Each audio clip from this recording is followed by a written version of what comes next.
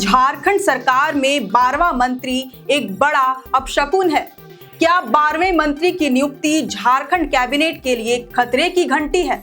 ये सवाल एक बार फिर से इसलिए उठने शुरू हो गए हैं क्योंकि चंपई सोरेन के मंत्री पद से इस्तीफा देते ही एक बार फिर से हेमंत कैबिनेट में मंत्रियों की संख्या 11 हो गई है।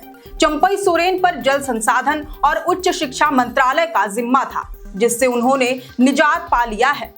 कुल्हान टाइगर के इस फैसले से जेएमएम कांग्रेस की गठबंधन वाली सरकार सदमे में है। राज्य के दिग्गज नेता जो दशकों तक जेएमएम की राजनीति करते रहे, वह अब अचानक से विरोधी दल में शामिल हो रहे हैं, जो हेमंत सोरेन सरकार के लिए अशुभ संकेत है।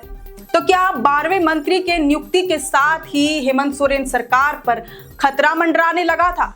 क्या वाकई ये हेमंत सोरेन सरकार के लिए अपशगुन था? वैसे अब अगर आप 12वें मंत्री का संदर्भ नहीं समझ पा रहे हैं तो आपको बता दें कि इससे पहले की सरकारों में एक मंत्री पद खाली रख दिया जाता था। 12वें मंत्री का पद साल 2009 में अर्जुन मुंडा के कार्यकाल के समय से ही खाली रखा जाता रहा है। लेकिन ऐसा क्यों? इसके पीछे कोई रणनीति है या कोई मान्यता है? इसे जानने के लिए आपको सबसे पहले समझना होगा कि संविधान में संशोधन के बाद विधानसभा में मंत्रियों की संख्या कुल विधायकों की संख्या का 15% ही हो सकता है। झारखंड में विधायकों की कुल संख्या 81 है। अगर इसका 15% निकाले तो ये होता है 12। इस आधार पर झारखंड में मुख्यमंत्री समेत अधिकतम 12 मंत्री ही हो सकते हैं। लेकिन साल 2009 में जब अर्जुन मुंडा की सरकार बनी, उस समय पहली बार ऐसा हुआ कि 12वें मंत्री का पद खाली रखा गया। इसके बाद जब अर्जुन मुंडा की सरकार गिरी और साल 2013 में बाकी बचे 26 महीने के कार्यकाल को पूरा करने के लिए हेमंत सोरेन सरकार का गठन हुआ, तब भी 12वें मंत्री का पद खाली रखा गया। आगे चलकर साल 2014 में रघुवर दास मुख्यमंत्री बने तो उन्होंने भी एक मंत्री पद खाली रखकर ही 5 सालों का कार्यकाल पूरा किया। रघुवर दास पूरे 5 साल केवल 11 मंत्रियों के सहारे ही सरकार चलाते रहे। कहा जाता है कि उनके ऊपर 12वें मंत्री के पद को लेकर काफी दबाव था, लेकिन वह फिर भी नहीं माने। इसके बाद राज्य में जब सत्ता का परिवर्तन हुआ और झामुमो कांग्रेस की गठबंधन वाली सरकार बनी तो 29 दिसंबर 2019 को हेमंत सोरेन ने मुख्यमंत्री पद की शपथ ली। लेकिन गौर करने वाली बात यह थी कि उन्होंने भी अपने कैबिनेट में मात्र 11 मंत्रियों को ही शामिल किया। वहीं इस साल के जनवरी महीने के अंतिम दिन हेमंत सोरेन को मुख्यमंत्री पद पर रहते हुए गिरफ्तार कर लिया गया था।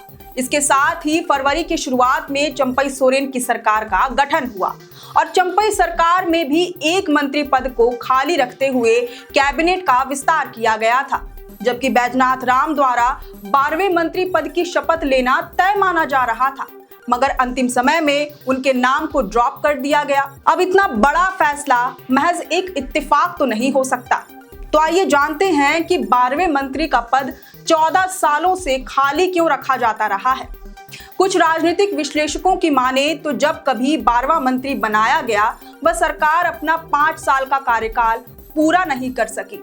इसे सरकार की स्थिरता के लिए टोटका के रूप में देखा जाता रहा है। कहा गया कि एक पद खाली रखना भाग्यशाली है। हालांकि ये सच कम फसाना ज्यादा लगता है, क्योंकि साल 2009 में बनी अर्जुन मुंडा सरकार और 10 साल बाद साल 2019 में हेमंत सोरेन सरकार के लिए भी ये कारगर होना चाहिए था, जिन्होंने एक मंत्री पद खाली रखकर ही सरकार चलाई, लेकिन उनकी सरकार टिक नहीं पाई। लिहाजा ये कहना गलत नहीं होगा कि ये सब केवल कहने सुनने की बातें हैं। कुछ संयोग के कारण इसे मिथक बना दिया गया है। इसमें कोई सच्चाई नहीं है। तार्किकता के आधार पर देखा जाए तो कुछ राजनीतिक जानकारों का कहना है कि साल 2009 से अब तक एक मंत्री पद इसलिए खाली रखा गया ताकि सरकार में फूट उत्पन्न ना हो। साल 2009 के दौरान भी सरकार गठबंधन वाली ही थी।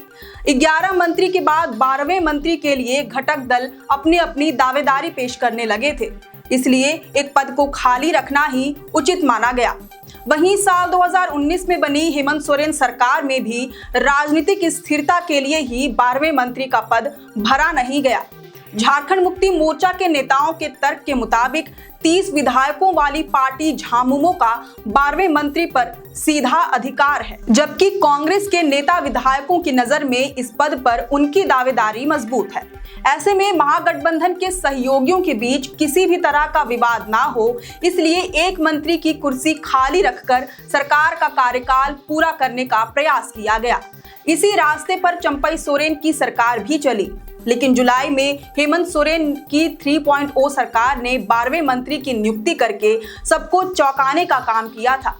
हालांकि चंपई सोरेन के इस्तीफे के बाद एक बार फिर से 12वां मंत्री पद खाली हो गया। खैर, अब देखना यह होगा कि चंपई सोरेन की जगह पर क्या हेमंत सोरेन 2 महीनों के लिए किसी अन्य को मौका देंगे, फिर से 12वें मंत्री की कुर्सी को भरने के लिए कैबिनेट का विस्तार करेंगे या फिर विधानसभा चुनाव का इंतजार करेंगे। वैसे इसकी संभावना तो बेहद कम ही लगती है, लेकिन इस पर आपकी क्या राय है ये हमें कमेंट करके जरूर बताएं। अगर आपको ये वीडियो पसंद आया हो तो इसे जरूर से लाइक और शेयर करें। हमारे चैनल लोकतंत्र 19 को फेसबुक पर फॉलो और यूट्यूब पर सब्सक्राइब करना ना भूलें। हमारा एक और चैनल है द ग्राम सभा, उसे भी जरूर से फॉलो और सब्सक्राइब कर लें। फिलहाल लेते हैं अलविदा। जोहार।